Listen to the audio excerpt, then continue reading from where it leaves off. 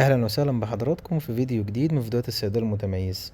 النهارده اكلمكم عن سيرم من افضل انواع السيرامات لعلاج المسامات الواسعة، تضييق حجم المسامات الواسعة وتنظيم افراز الزيوت والدهون في البشرة، وكمان علاج حب الشباب والتهاباتها. وهو سيرم النياسيناميد بس من شركة لاروش بوزيه 10%. اولا مكونات السيرم ده ايه؟ رقم واحد بيحتوي على النياسيناميد، وده المكون الأساسي، وده بتركيز 10%، وده تركيز عالي جدا طبعا. رقم اتنين فيه هيالورونات الصوديوم اللي هو حمض الهيلورونيك. ورقم تلاتة فيه حاجة اسمها الجليسرين. ورقم أربعة فيه حاجة اسمها التوكوفيرول اللي هو فيتامين إي. ورقم خمسة فيه حاجة اسمها حمض السلفونيك، وده يستخدم كمقشر خفيف لإزالة خلايا الجلد الميت. دي مكونات السيرم. استخدامات السيرم بقى او فوائد سيرم لاروش بوزيه النياسيناميد 10%. بيستخدم في تفتيح اسمرار البشرة والتخلص من البقع الداكنة والتصبغات. بيستخدم في علاج حب الشباب والالتهابات اللي موجودة في حب الشباب.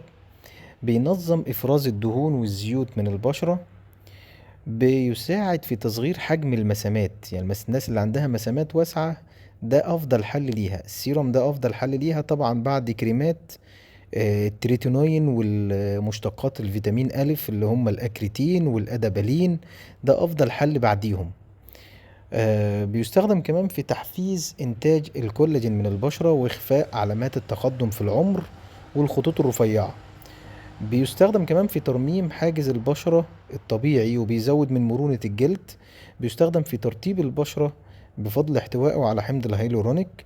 بيستخدم في تقشير البشرة، تقشير خفيف للبشرة زي ما قلنا عشان فيه حمض السلفونيك.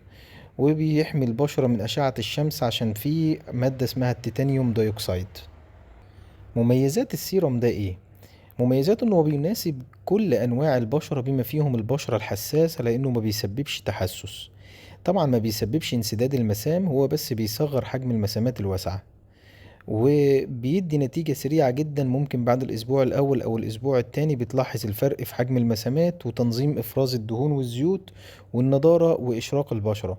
سريع الامتصاص جدا من البشرة، وغير دهني، وامتصاصه سريع وناعم ولطيف جدا على البشرة.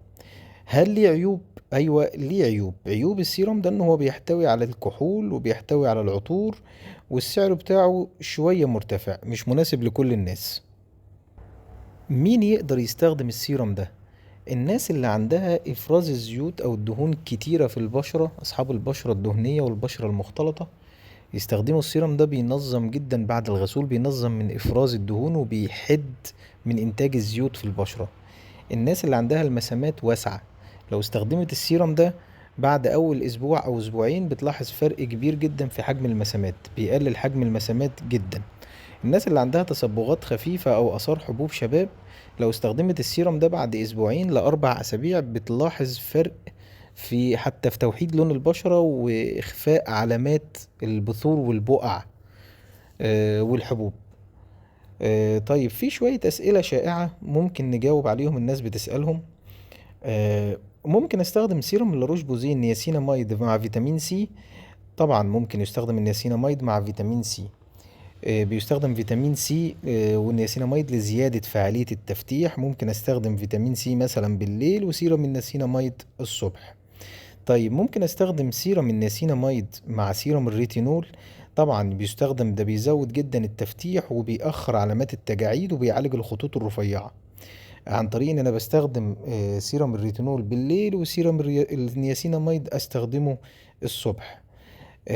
هل سيرم النياسيناميد بيقشر البشرة؟ زي ما قلنا انه بيستخدم في زي تقشير خفيف لخلايا الجلد الميت عشان فيه حمض السلفونيك. هل السيرم ده مناسب للحوامل او المرضعات؟ ايوه مناسب للحوامل والمرضعات، مفيش فيه اي ضرر.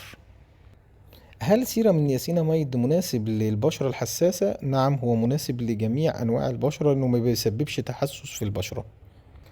طريقة استخدام السيرم ده ازاي؟ عن طريق ان انا بغسل في الاول الغسول، اغسل البشرة بالغسول المناسب اللي عندي، وبعدين بحط 5 أو 6 نقط على الوش كامل واعمل لهم مساج خفيف في حركات دائرية لحد ما يحصل الامتصاص. استخدم السيرم ده ممكن استخدمه الصبح وبالليل، وبعد ربع ساعة او نص ساعة استخدم المرطب. والصبح لو هستخدمه استخدم بعدين مرطب وبعدين استخدم واقي الشمس. بس وبكده نكون وصلنا لنهاية الفيديو. يا ريت لو حد عنده اي سؤال يكتبه في الكومنتات وهنرد عليه. ولو عجبكم الفيديو يا ريت اشتراك في القناة واعملوا لايك واعملوا شير عشان غيركم يستفيد.